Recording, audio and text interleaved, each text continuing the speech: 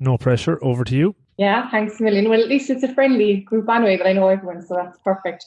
So, talking to you about Create Space, it is my new favourite book. And I've read it probably twice in, full batch front, and I've been dipping in and out over the last few months. I just want to talk to you about why I'm going through this book. So I bought it the first time we went to Waterstones to buy a book during COVID. So it's been a good few weeks back now at this stage, when the shops first started reopening. And I look at all productivity, time management, that's my thing. I love it. Like, if you can get more effective, you can get more done, that's the name of my game. And then I saw this and it was Create Space, and I was like, space? Oh, I kind of want a little bit of that, especially when the subtitle was how to manage time, find focus, productivity and success. But yet he talked about creating space. So that really just piqued my interest. That's why I bought the book, right? So, and I don't regret it because I've learned so much from it. I have 6 pages of notes, and I'm going to try to do my best to do it justice. So the book is divided into 4 parts, okay? So there's space to think, space to connect, space to do, and space to be. And Derek Draper, who's the author, will be suggesting that you need to create space for each of these things if you want to be successful in leadership and in your career, and in managing, I suppose, your career and your life overall. Okay, so Derek is a coach. Prior to that, he did a lot of work in politics, and he also did a lot of work in the corporate world. So he's got quite a good mix, and you can definitely see some of that come through. And what he does is he has a very simple approach to the book. There's 4 areas. Each of the 4 are broken down into 3 mini topics. And for each of them, he has a story, which is a client of his. So it's an amalgamation of clients, obviously. So client story tells you the tale, tells you the problem, how he solved it, then goes deeper into the topic, and then gives you practical tips. So it's very, very nicely laid out. You can dip in and you have a kind of an entire section, start to finish, completed, if you wanted to take it on its own. So the underpinning thoughts to the book are: we have become the first generation in 1,000 generations of human beings who, rather than having the need to fill space, have the need to create it. And he says that before you set out to grow as a leader, you must first create the space that you will grow into. And it's the priority task that we should all undertake. So the first space that he talks about is the space to think. And when he started creating this model, he actually mapped it to leadership frameworks, and he did a study of 50 different leadership frameworks, and he mapped each of his spaces to leadership qualities that would be in standard corporate frameworks globally, right? So the space to think, he says, links to decision-making, problem-solving, strategic thinking, creativity, and innovation. And then within that, the 3 subtasks are space to reflect, space to learn, and space to decide. So again, for me and the type of material I normally be reading in the space I work, it was so interesting that a book on productivity and time management started with space to reflect and learn, because usually it's, let's go do this, how much can I get done? So that's what he started with. So in terms of space to reflect, it's really all about self-reflection. He quotes John Dewey, and I will be putting some quotes here because there's some brilliant stuff in it. So John Dewey says, we do not learn from experience, we learn from reflecting on experience.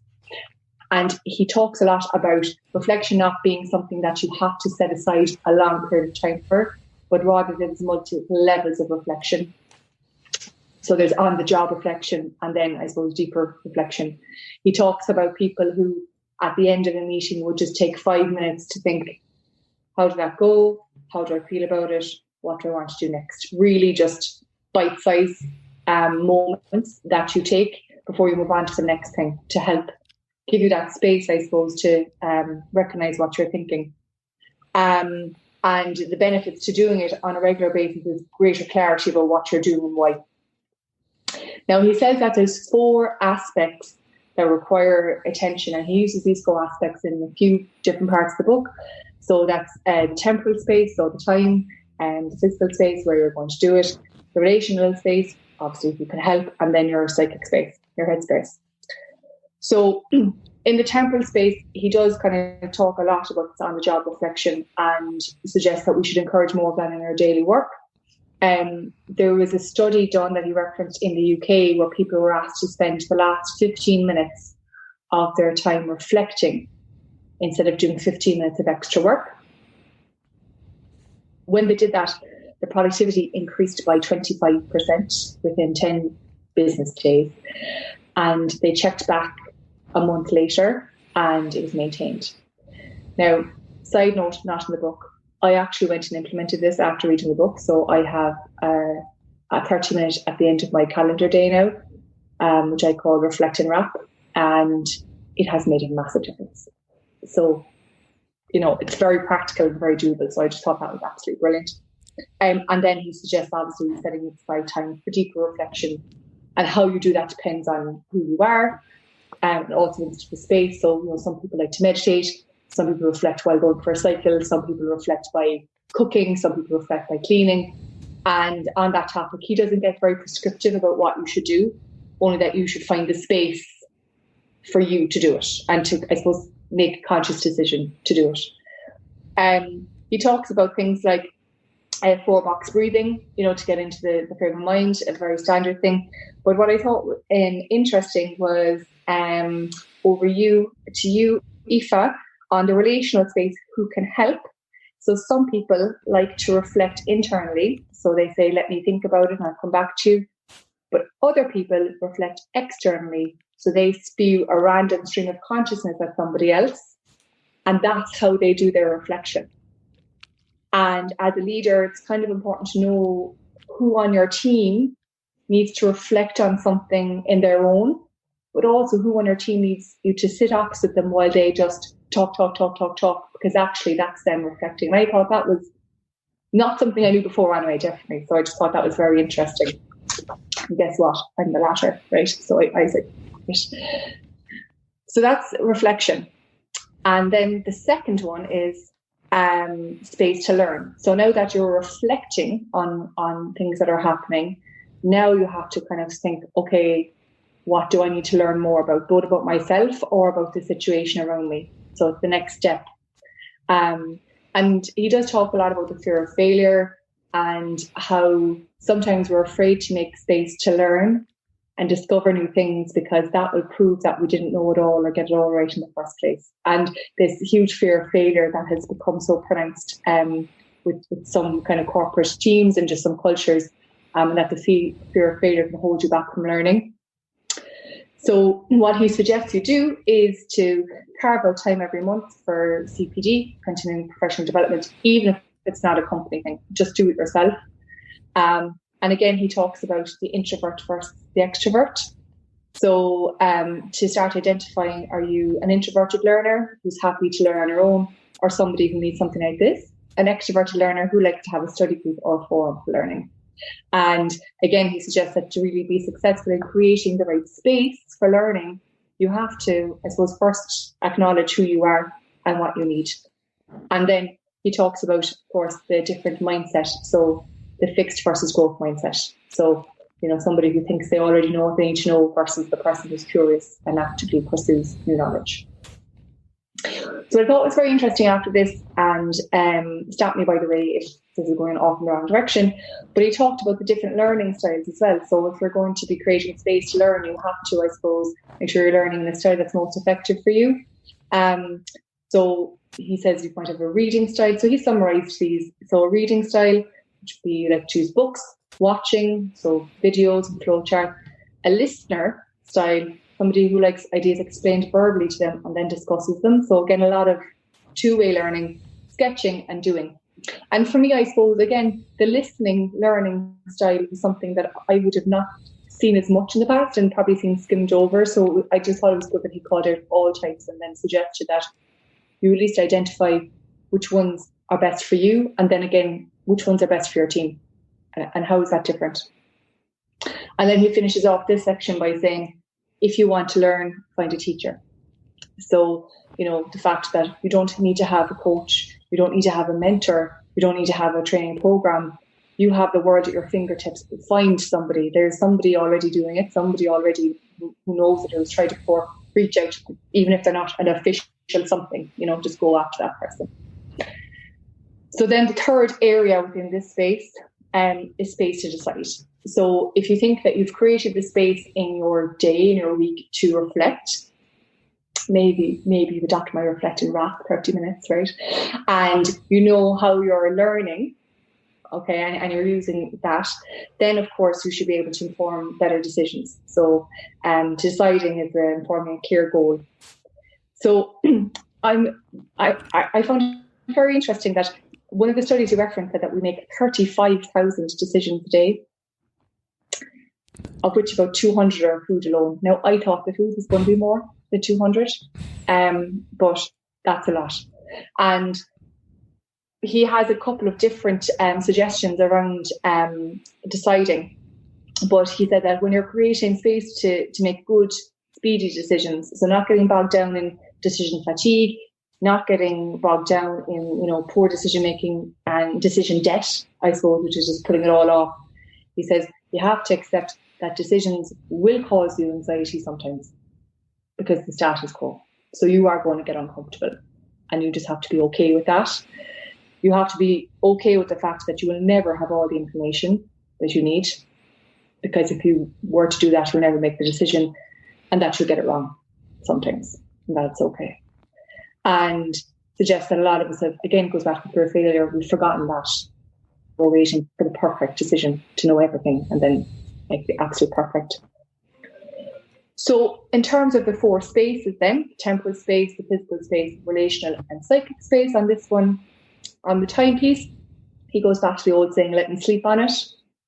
So after just creating that space between when being asked something and making the decision, just giving your intuition, your subconscious, your gut, the chance to do its job, and to weigh in. So the next thing he says is to balance your head with your heart. So balance data and facts with your own intuition. But one of my favorite things is when he says the physical space, where he talks about decision jumps. Okay, so you've got a decision to make. You've done all your SWOT analysis, you've done all the lists, you've slept on it. You just don't know, right? You just don't know. So you get 2 pieces of paper, you draw a circle on each of them, and you write the decision, like choice A and choice B, and you one each circle, right? You put them on the ground and you jump between them. So you physically jump into the choice or walk, right? And sit with it and see how you feel. And then you jump from choice A over to choice B and stand there and see how it feels. And your gut will help you over. And I thought that was brilliant. I love that. So yeah, so decision jumps. And then the next thing he suggests around decisions is to delegate. That not only should we be delegating work, we should be delegating decisions. And we should be, I suppose, building the team and the network around us that we can feel comfortable doing that, because we can't be making all the decisions all the time. And I think that's equally important for work and life in general. So I just thought that's very good. In terms of the psychic space, again, he just says to be aware of the biases as well. So just the general biases, he does list all 12 out. I'm not going, or he lists 12 of them out. I'm not going to go through them now, but he lists them. And he also then adapts one of my favourite tools, the SWOT, which I use for about everything. He's adapted it for decision making. Brilliant. So, it's just, again, just looking at the strengths, weaknesses, opportunities and threats of the decision. So the last part in the space to think is just to be aware that the 3 types of thinking require a different focus. So when you're reflecting, you open up to it, then you close somewhat as you finish your reflection, but you still kind of stay open, for more, just to kind of take more in. Learning is when you open up to something new and you stay open, so you continue learning. You keep going. And then he says decisions is when you open up and then you close, because you make a decision, you close the loop. So throughout the book, he's got reflection. He's got a reflection cycle, a decision cycle to kind of help you kind of guide through different steps that you could do. So the reflection is a loop. It's an ongoing cycle, whereas the decision is closed as there's an endpoint. So that is space to think. So then once you've all your thinking done, then you're going to connect. Okay, COVID compliance connection comes next. And this is having the emotional capacity to share what you have to offer with others. And here now we're looking at the leadership qualities of collaboration, motivation, influencing, and teamwork. And the 3 spaces are space to check in, space to share, and space to relate. So when he's talking about checking in with yourself and developing your own self-awareness, he's got a lot of practical tools, and I'm going to talk to you about my 2 favourites. So the first one that I haven't seen before, is the blue sky. So I don't know if any of you have heard the blue sky way of thinking before. So it's to take a moment and ask yourself, what does your sky look like? Is it blue? Is it grey? Is it cloudy? Is it sunny? Is it stormy? And how is your sky changing above your head? And I just thought that was very interesting in terms of, I know there's a lot of visualizations just in general, but I just thought the sky was quite a nice analogy to look at, and I think some people would really relate to it. And then the second one I thought was really good was, how old do you feel right now? So if you're in a certain situation, I know, right? So if you're in a certain situation and maybe you're angry or you're frustrated or you're whatever, and you don't know what you are, how old do you feel? So maybe you feel 16, like your 16-year-old self. Well, what was going on when you were 16 that's making you feel that way? And how do you relate that to the present situation? And how can you connect those? And I just thought that was very good. And I've been using the how old do you feel right now a lot lately. And it's a very good way of checking in. So I suppose now would be a good time to mention that he talks about core pathogenic beliefs all through the book. So in terms of negative beliefs about yourself that would have been rooted in your past and childhood and stuff. I'm not going to go too deep into that because honestly I need a second book club session. But he does talk about that the whole way through. But the how old you feel right now I thought was very powerful. And then just keeping on that theme, he talks about strengthening your internal ally versus feeding your internal critic, and maybe naming them both. So once you've connected with yourself then, so once you know how you're feeling and why you're feeling it, then it's being able to share it with others. So he talked about a team that wasn't performing, and they were a lovely team. They were really nice, and they were all really nice to each other. They're so nice, and everyone had only good things to say, but they weren't getting the results. And basically, it's because the person leading the team created a culture that we were nice people. So it wasn't a safe place to have conflict or a safe space to question each other. So they never then started realising their full potential because they all just kind of kept it all nice. So what he says was that teams are the central unit of an organisation these days. And research has shown now that colleagues spend 75% of their days in communication with each other. So as a leader, you really have to start figuring out the team dynamic and the impact that we make on people, as a leader. So Google studied 180 teams to find out what makes a high-performing team. And the secret sauce that they found was psychological safety. A shared belief within a group or team that the team environment is a safe space in which to take interpersonal risks. So that's what actually created a high-performing team, not their skill mix, not their background, not their personality type even. It was the space. So what he suggests you do if you're a leader is to ask yourself what is permitted or allowed in the team, who set the rules and why, and what are they trying to protect from happening, and challenge those to make sure that you're creating the right space to share. And he also has a lifeline tool in the book, which kind of charts your life over every 5 years, and it has your work and your personal life and everything. And he makes a suggestion that maybe some teams would actually share their lifelines with each other to start kind of really sharing who they are and to build that safe space for connection. So I thought that was very interesting. And then the next part is to look at reflection again. So this is in terms of your relationships and your connection. So he talks about doing stakeholder mapping, another thing which I get really excited about. I love a good stakeholder map with an extra SWOT analysis that I'm sorted for the night, especially if you can time track it for me. But no, he says to draw a circle in the middle with your name and put the other circles around you with the names of all the people, right? And have a line connecting you to those people. But then he says, don't stop there, which is where I normally stop. He says, create an outer periphery with the people who you're in less contact with, but still need to have a good relationship with in order to get your work done. So this could be somebody in accounts now, or, you know, the receptionist, just people who you don't talk to that much. And then he says, rate each person on a scale of 1 to 10 based on how good and for how good it should be. And to ask yourself, I thought this was very interesting, so I typed it out exactly. He said, what am I contributing to the problem? Where am I hiding, lying, or faking? So to get really honest with yourself about the space that you're creating with that relationship and how you can improve it. So I thought that was, I felt a bit uncomfortable after that, so I thought that was quite good in terms of challenging it to develop the relationships. So flying on through with space to do. Now, I'll be honest with you, I spent less time on this part of the book because I am a doer and I needed more of the first 2 spaces. But there's actually some really good things. So I've covered things which I don't normally see. So if you're creating space to do, this is actually, you know, you've done all your thinking, you've connected with your team, now you actually have to get stuff done, right? So it's creating space to do that. And it's linked to high performance and managing change and transformation, which is going to be massive at the moment, and then delivering. And he talks about the importance of planning. Of course, it allows us to allocate our resources and gives a sense of progress. We all know that. But then he also talked about the Zeigarnik effect. Probably not pronounced correctly. That humans have a tendency to fixate on unfinished tasks and forget those we've completed.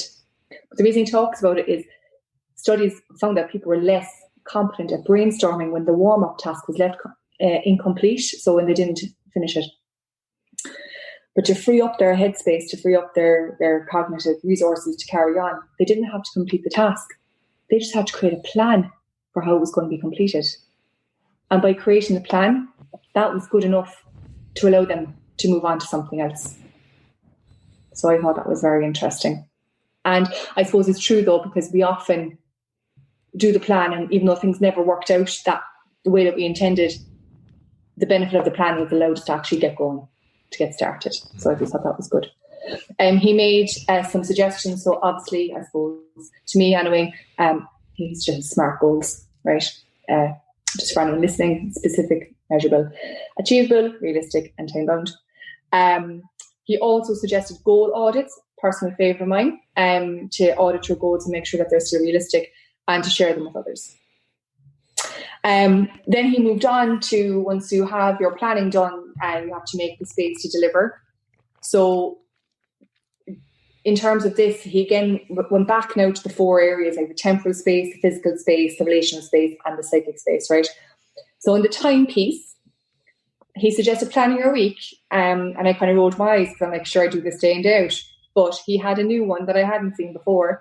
So it was called the Entrepreneurial Time Management System. And it's kind of a theming thing that you fill your week with 3 types of days. So you have a buffer day for all your smaller items. You have rest days where you minimize screen time. And then you focus days where you move the needle on big projects. And I thought that even if you can't do it for a full day, even if you blocked off your day, like parts of your days, like this is my buffer half of my day, this is my focus half of my day, I thought that was a really nice way to do it without getting too micro, down to the 15 minutes. So that doesn't suit everybody, so I thought that was nice. In the physical space, he suggests obviously things like having headphones or quiet zones if you're in the office, setting your mobile to do not disturb. But a lovely one he included, which is minimizing the open tabs on the browser because they are noise, even though they don't make sound. So if you've lots of open tabs, they are noise. And then he had some other suggestions. So eat the frog, do the first thing first. Batch tasking, so to avoid multitasking and switching your focus, to do a lot of the same things together. And the Pomodoro technique. So for anyone who doesn't know what that is, you set a timer for 25 minutes, you work for 25 minutes, and then you take a break. Really nice for if you're getting distracted. And then in the psychic space, and being the right mindset, he has prioritization, accountability, and expectations. Now, interestingly about prioritization, did you know, fun fact on the book club, when the word first entered the English language in the 1400s, it was used in singular form only. So you had a priority. that was it. Yep. I know, only in the last couple of 100 years we decided to say, oh, we've 2, we've 3, we've 4, we've 5. I thought that was very interesting. So I think I'm going to go back to singular form for the priority. And he also mentions the 4 Ds. So are you going to do it now? Are you going to do it later? Are you going to delegate it to somebody else, or are you going to delete it? When he's talking about accountability and expectations, he's basically saying, do I walk my talk?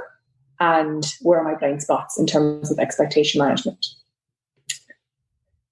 So then the final space in this whole doing is the space to lead. So this is learning how to deliver through others rather than delivering ourselves. So he talks here about the third space. So I thought this was very interesting. I don't know if you heard about the third space. It's used, I suppose, a lot in different spaces, but it's something co-created by you and the other person, that is not simply a mix of the two, but something entirely new. And he talks about the marriage, that like if you know 2 people are married, right, and if you know them really well. So I'm going to have a pretend marriage now between John and Rob, right? So you might know John really, really well, and you might know Rob really, really well, right? But their relationship together isn't just an amalgamation of the two of them. It's something completely different. It's something that they created as a third space, which is why you might never understand the marriage and why they're married, even if you know the two of them really well. You just can't. So that's the idea. And I hope you're very happy together. So what he says is you have to ask, what is your role in creating this space? So do you tend to fill it? Do you tend to ask all the questions first or give all the answers first? What do you give into that third space? And what effect does that have on the other person? Might be good, might be bad. But have you ever asked? And when you're looking to create more space, you should be managing the third space around you. And I thought this was really important. In a thoughtful, self-aware, strategic way. Otherwise, others will fill it for you. Or if you're a leader, you will fill it too much yourself. So, yeah. So the third space that we share with others is key. So he asks kind of questions like, what is my job now? Or what isn't my job now? Right? What do I need to stop doing? And he moves on to talk about delegating.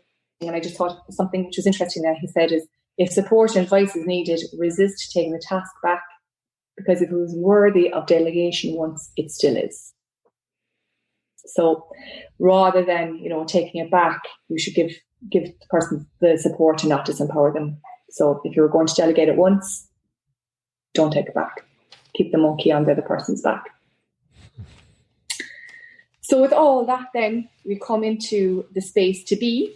So we're now kind of stepping back and looking at space to dream, space to balance, and space to grow. So this links to leadership qualities of better work-life balance, sustainability, and resilience.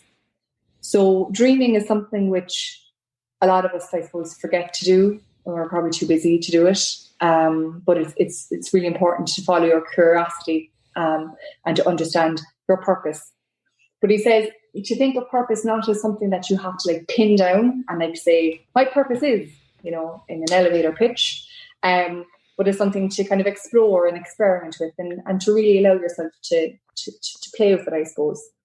And he kind of gave some suggestions if you wanted to do that. So one would be to start with the why. So if anyone has looked at Simon Sinek's TED Talk, Start With Why, it would be to look at that and maybe create space to ask, why are you doing stuff? And explore those questions with somebody who knows you really well, so they can call you out if you're kind of, talking about things that aren't true or parts of yourself that core pathogenic beliefs, again, right, going back to things that have been in the past. He suggests dreaming of death. If I had 6 months to live, how would I want to spend the time? What would I let go of? What would I keep? But then, again, my favourite, kind of back to the what age do you feel one earlier. He says, how does it feel? How do I want to feel in my life? How do I want to feel in my body? How do I want to feel in my home? How do I want to feel in my work? How do I want to feel in the situation? And just taking the time just to really think about that. And move on, look at balance.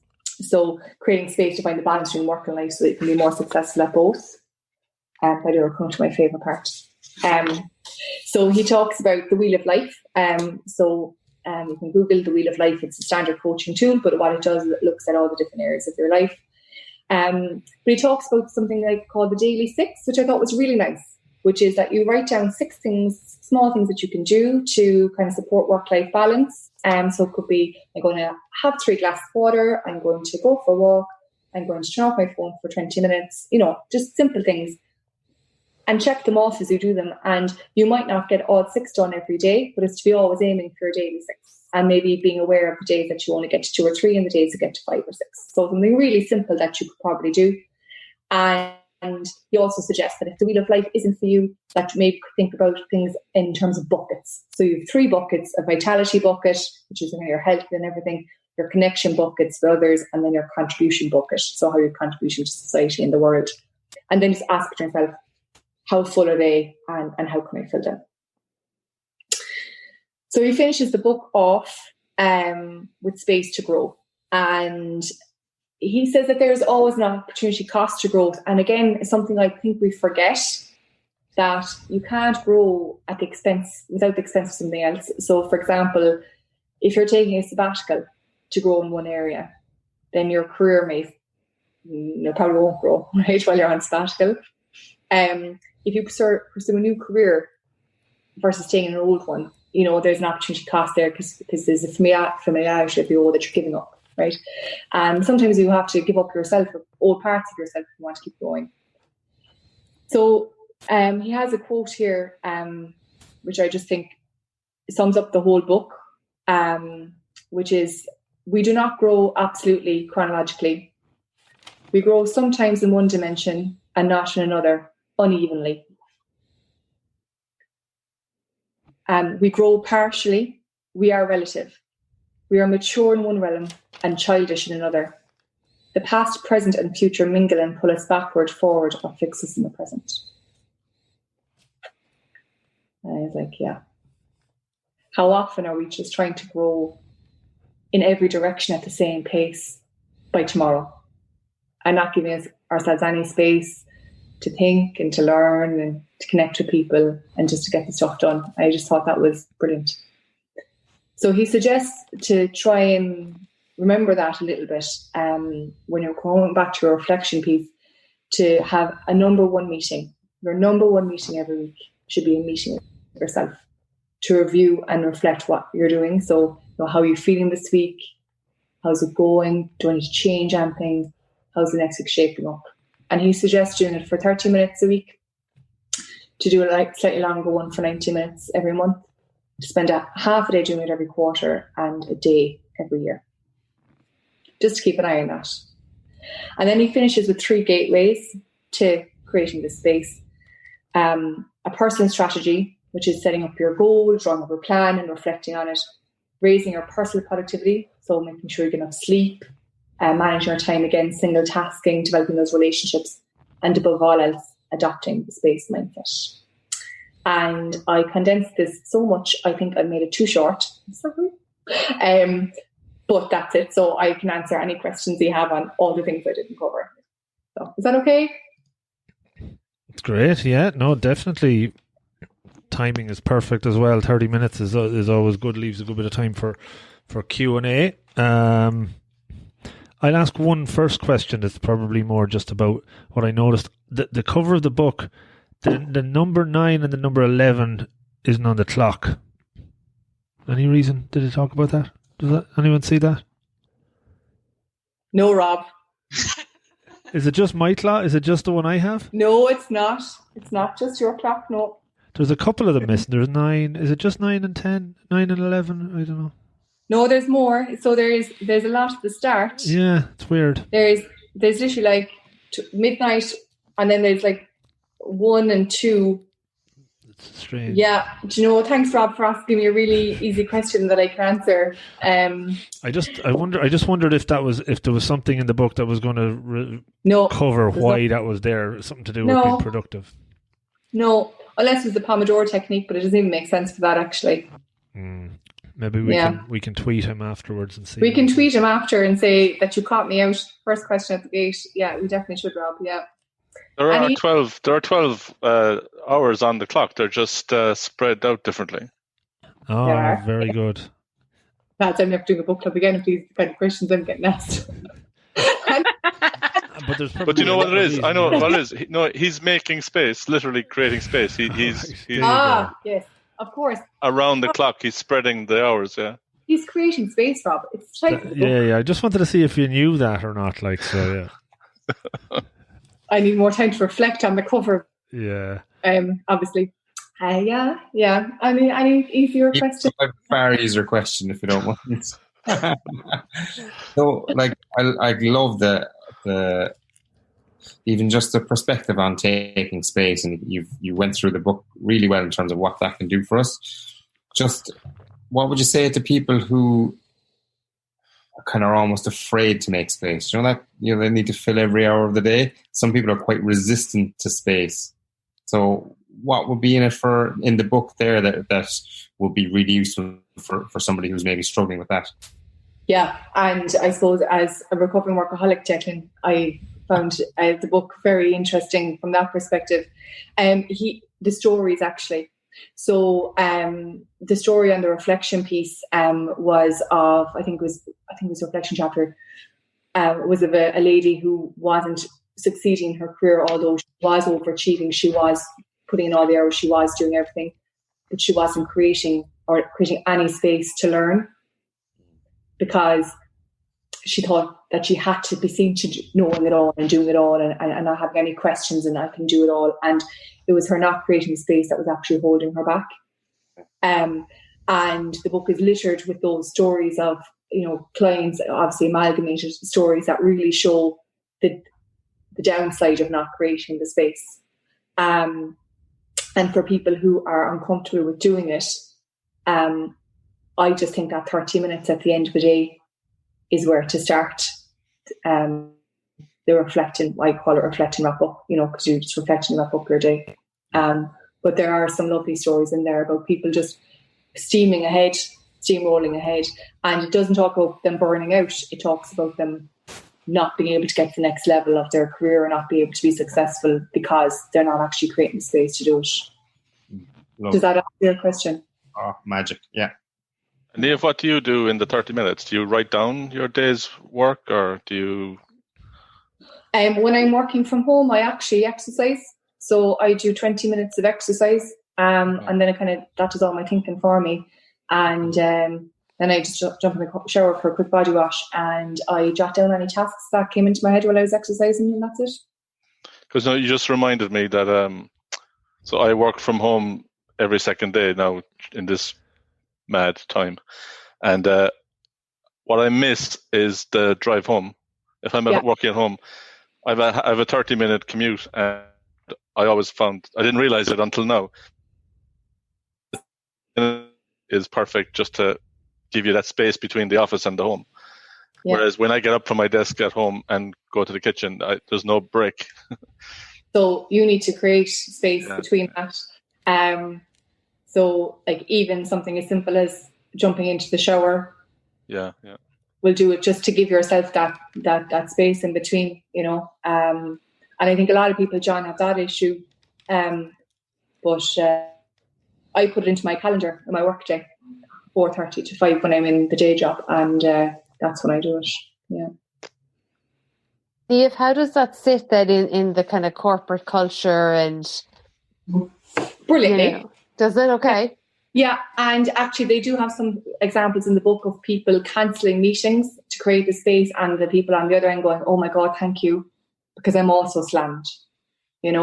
I suppose there was examples in the book, and also just my example is I'm very honest about the fact that I take 30 minutes every evening and I actually reflect by doing a bit of exercise or whatever, and there's no question of it, because you're coming back with better decisions, you're coming back with a calmer person, you're coming back with more well-formed thoughts and that.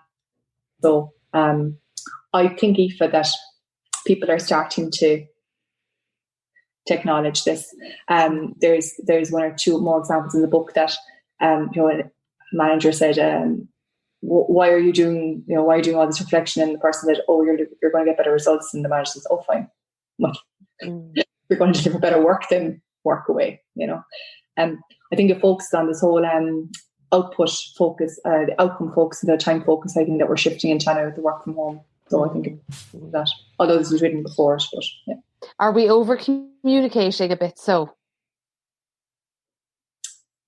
well, if I don't know how much you communicate, in general, and in kind of corporate culture, and this need to always connect and communicate, and do we need to be creating more space in that?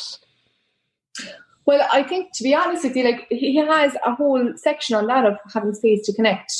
So there is a balance of that as well. And in fact, he talks about somebody who was finding it very difficult to move ahead, and it's because he hadn't invested time in the relationships, and it was only after he went through his stakeholder map and even the outer circle and invested the time in actually really getting to know people that he moved the needle and he was able to move forward. I suppose what we have to be conscious of is making sure that third space, that we're not taking up other people's space that we share with others with noise, and that we're not overfilling it. And I just think that's probably a personal thing that we'd have to look at with the relationships that we have at work and at home. Yeah. And I don't think that's the responsibility of any organisation. I think that's what the individual. Yeah, great. Do you know, Niamh, around the decision making? You mentioned how many decisions we make on food throughout the day. What's the thinking there in terms of, before, if I think back, I think that they said you should park in the same place in the car park every week because that reduces it. It was the other way around, actually. I think it was, you shouldn't park in the same place every week because you should joint it up. Yeah. And then they came back and then they said you should park in the same place every day because you need to remove that decision so that your brain can be free, create space to think of other decisions, more important decisions. What are your thoughts and his thoughts on that? Should we be trying to automate as many decisions as we can, both in food and what we wear and where we eat? Or is that all part of the rich tapestry of our thinking? Well, I know what you're saying because I've also read those contradicting things where if you do take a different route to work or if you eat in a different place, then you are exploring your mind, opening your mind up to new possibilities and to new way of thinking and just not living your life on autopilot. So I know that's why that's been given. But we do have a huge issue with decision fatigue. He did talk about that, the study that was done on judges, and that immediately after lunchtime or at the start of the day, they were more likely to give, I suppose, better decisions, right? And as the day went on, they were, I suppose, tired and they just made quicker decisions and had more guilty, I think it was at the end. But so there's a balance there. Personally, I do batch decision making as well as batch tasking. So I decide in advance for the week what I'm going to wear, what I'm going to eat, and then I give myself the freedom to change my mind if I want to. Now, Susan, you don't want to see my kitchen, girl, because I've got like a 3-week rota of a meal plan. But like it is, I do think there's a balance between it of doing some batch decision making, so you're freeing yourself up, and then you're just choosing whether or not you want to go off course every now and again. So it's finding that balance. Yeah. But it's interesting, I think, I'm going to speak mainly for my own family and anyone I speak to. Our mothers, when we were growing up, gave us the same food every day. Like, we had the leftover of the roast on the Monday, we had the mince on the Tuesday, we had, and where we spent half our day thinking about, well, what are we going to eat now tonight? And that does take up a huge amount of thinking. Susan, like, you can edit this part out now if you want to, right? But this is my piece on this is food. The gold. This is what people tune in for, so leave it in. Really? Right, okay. In my house, we have a 3-week rota because my boyfriend works shift work. So he's 1 week of days, 1 week of nights, 1 week of split. So I have 3 different types of week. So there's no point in doing that's my life as well, Niamh. Brilliant. Okay. So you've got 3 weeks, right? We're on a 3-week rota, right? You decide what you're going to have for dinner on week 1, week 2, and week 3. That is your week rota. There's enough variety there that you're not going to have the same thing every Monday. It's going to be a different thing every 3 Mondays. Then what you do is you create your master shopping list. You have shopping list 1, shopping list 2, and shopping list 3 based off your 3 weeks.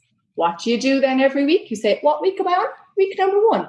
Let me copy and paste my shopping list. Thank you very much. And off you go. Done. No decisions needed. In your weekly rota, you should always have a freezer night and a takeaway night, just in case. And then you're good to go. Good to go. I save a fortune. Time, effort, headspace, money. Love it. Love it. Like, just go for it. And then you just always have the same breakfast. And like soup for lunch, buy a soup maker and change your life. €80.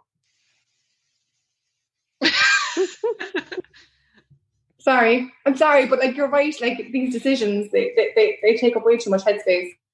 Just create a 3-week rota, buy a soup maker, and do you when you do that though? What other decisions kind of become the replacing decisions that you need to make? And do you find if you solve for that? I know myself, a few things will come in over the course of a few days that become the pattern thoughts that I need to get better at deciding, and I could solve them. But a new set of decisions become the ones that come up. So, But I think a part of that, Rob, is delegating decisions. So you have to put your boundary up to say, this is how much space I can fill with decision making. And for all those things that tend to creep in, are you letting them come in? Oh no, I'm not saying that I have a problem with it. I'm just saying it's an awareness that other things come in. That's it. That is the awareness. Yeah. So it's the kind of for me, it's an acceptance thing. So I accept that I'm going to always have probably predominant certain decisions rising to the top that are going to keep coming back up. And until I kind of was aware to say, yeah, I know that now. It is what it is in lots of ways. You kind of free yourself from over thinking about it, Yeah. I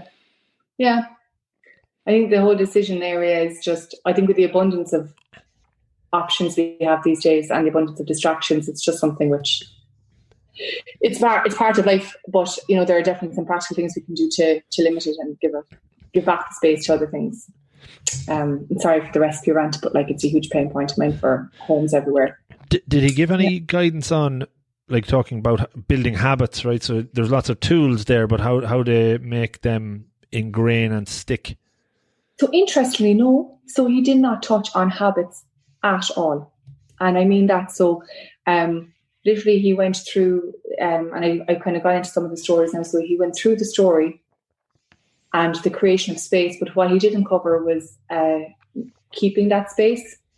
But Rob, I suppose he does kind of say it without saying it in the last piece, he has that growth quote, like that we're always changing and we're always lacking in one area and maturing in another, which really suggests that we're always, I suppose, going to be creating space and we're always going to be trying to form it. But no, he didn't talk about habits. And I was actually thinking that I got more benefit out of reading it the second time after listening to the Atomic Habits book.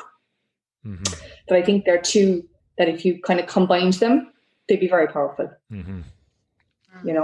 But he doesn't talk about it. Yeah, interesting. That's something that over the last few weeks at these book clubs that I've been struck by. The books tend to drive on about this habit building and habit forming, and it just it doesn't fit with me. I think I've been thinking about it in between the book clubs, and does habit making not remove this whole idea of serendipity and the idea that you could discover something new tomorrow? If you are parking in the same space and you are eating the same food, are you not missing out on so much opportunity? Well, I don't know, John. I always eat something different whenever I go to eat out. But just say in work, even if you're doing the same thing in work, are you not missing options and missing new ways of doing things? But I think that's why the book overall, if we go back to it, like that's decision space, but he has 4 other spaces. So he has the space to think, the space to connect, and the space to do, which is the space we're talking about, and then also the space to grow.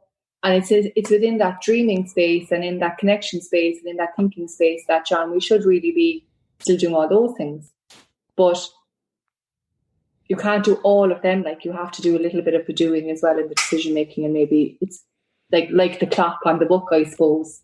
adjusting how much time you spend on each to best suit what you need right now, But I think you're right. Like there's a risk that we can be too much living off a habit and a checklist. But I think each of us have to find our own balance, don't we? Yeah, there's one phrase I remember, and I think it's attributed to Eisenhower or Patton or one of these American generals. It's make a plan, and then the first thing you do is throw away the plan. Yeah. But if the plan is in your head and you know it, you're free to throw it away and work away. Yeah. Plans are useless, but planning is indispensable, or something. That's it. Yeah, that's it. Yeah. Niamh, I have a question around what you were saying about reflection. So the reflect on your own, and then reflect maybe by kind of rambling on to someone that will listen. And we might all know a few people who do that, and I might do a bit of that myself. But if I'm the listener and maybe I'm a coach, what is the best response to someone who's in that reflection mode to support them reflect well without maybe jumping in and trying to coach or support or question, etc.? Yeah, so I think when he covered on that, he he didn't kind of go too much into how you could be the listener, but what he did go just after it, Sarah, was the learning styles and how different people learn, so that if somebody is rambling back at you or rambling to you, maybe you then would start to draw it, difficult now for coaching, but start to draw it up and say, is this what you're doing, and help clarify them. But he didn't go into too much of it. He literally just said, sit there with a blank piece of paper and let them off. Let them off. And as somebody who is actually that style myself, I find that rambling enough. If I'm given enough room to ramble, I ramble back around to where I need to go. So it'd be very low touch. Yeah. And he didn't kind of say anything to contradict it. Sorry now for that terrible answer, but that's the way it is. Yeah. But I did think it was interesting that he brought it up, because, it's not something which I would have seen before. Yeah, similar to yourself, I hadn't really heard of that as being a way to reflect. And I think that's really good for people maybe who are the extreme extrovert, who want to reflect in that manner. I think it's given them space that, well, that's actually another way of reflecting. So I think it's really positive to teach people that. And what I found really useful this is going to be the personal leave show tonight, Rob, right? But I've just moved teams in my day job, and I'd read this book already. So I said to my new manager, I am the kind of person that needs somebody to bounce things off, who listen to me ramble for 30 minutes. And I actually need somebody to do that, because that's how I clarify my stuff. So can I get it from you or from someone on my team? And I never would have even thought to ask that question if I hadn't read the book. Do you know what I mean? Like, that's just being aware of it. I just think that's so powerful that then you can just go, decide if we're going to act on it or not, So I just think it's really good. Absolutely. Niamh, there's a phrase, introverts think to talk and extroverts talk to think. Yeah. I always say that in my presentations, and it's exactly what you're saying. Yeah, I love that actually. I'm going to borrow that. Yeah.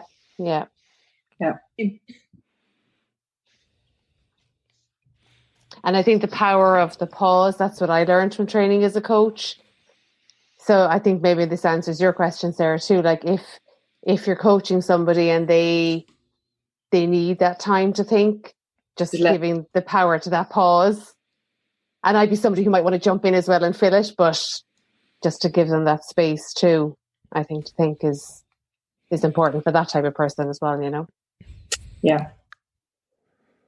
And I totally, like, non-coaching style note, I also find the voice notes brilliant for it, because you're still talking, you're just not talking to anyone. So a big long voice note is really good for those people if you don't have anyone to talk to. So you never listen to back, of course, but you're just talking to something. So it's almost as good as talking to a human. Or to yourself. Yeah. Annie, is that all right? Is there anything else? Aoife, could you give us that quote again about introverts and extroverts, just so I can jot it down? Yeah, so introverts think to talk and extroverts talk to think. I forget who said it, but I didn't make it up. Oh, it's a good one. It's a good one. Yeah. Can I give you, we did an hour session in work recently about productivity hacks, and some very interesting ones. A lot of the ones we've talked about before, but I took down a couple that I haven't used yet. They're quite interesting.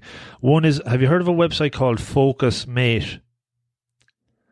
Is that the one that tracks your clicks? No. No, I actually hadn't heard of it either, but it's effectively you sign up and I don't know if it's free, but you kind of sign up and partner with somebody that they would watch you for an hour while you work to kind of make sure you're focused.